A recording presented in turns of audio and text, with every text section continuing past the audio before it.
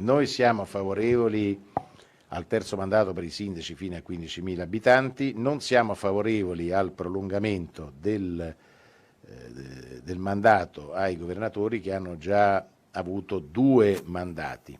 È una porta in faccia quella del vice premier azzurro agli alleati leghisti, promotori dell'emendamento al decreto elezioni che vorrebbe invece superare il divieto del terzo mandato per i governatori, vero ostacolo alla ricandidatura di Zaia nel 2025, ma il centrodestra è quanto mai diviso tra Jean-Luca Ciriani, friulano doc, e ministro per i rapporti con il Parlamento. L'alternanza potrebbe essere possibile, nessuno è eterno, neanche Zaia, le parole del meloniano che non lasciano indifferente nemmeno il diretto interessato. Mi sento un po' come San Sebastiano con le frecce che arrivano, replica il governatore veneto alla radio, ma io ho altro da fare, non ho tempo da perdere. Certo è che l'emendamento leghista depositato lunedì dai deputati veneti Stefani, Tosato, Bizzotto sta e giace alla Camera. Luca De Carlo, numero 1 di Fratelli d'Italia in Veneto, evoca una strumentalizzazione. Lo trovo anche abbastanza, diciamo così, non dico strumentale, ma sicuramente che non persegue un interesse generale, ma magari un interesse particolare, visto che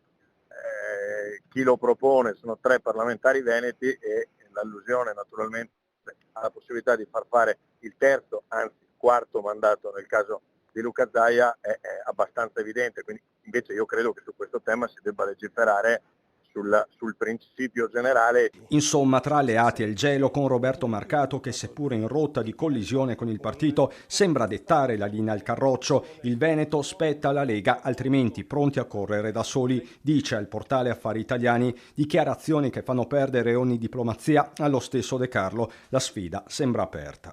Io più che il parere di Roberto Marcato preferirei ascoltare il parere delle migliaia di cittadini, milioni di cittadini veneti che solo nelle ultime elezioni hanno scelto Fratelli d'Italia. Ricordo a me stesso e anche all'amico Marcato che un veneto su 3 alle elezioni scorse ha votato per Fratelli d'Italia. Adesso attendiamo di vedere quanti lo faranno anche alle europee e poi serenamente discuteremo di chi sarà il miglior candidato del post Zaia.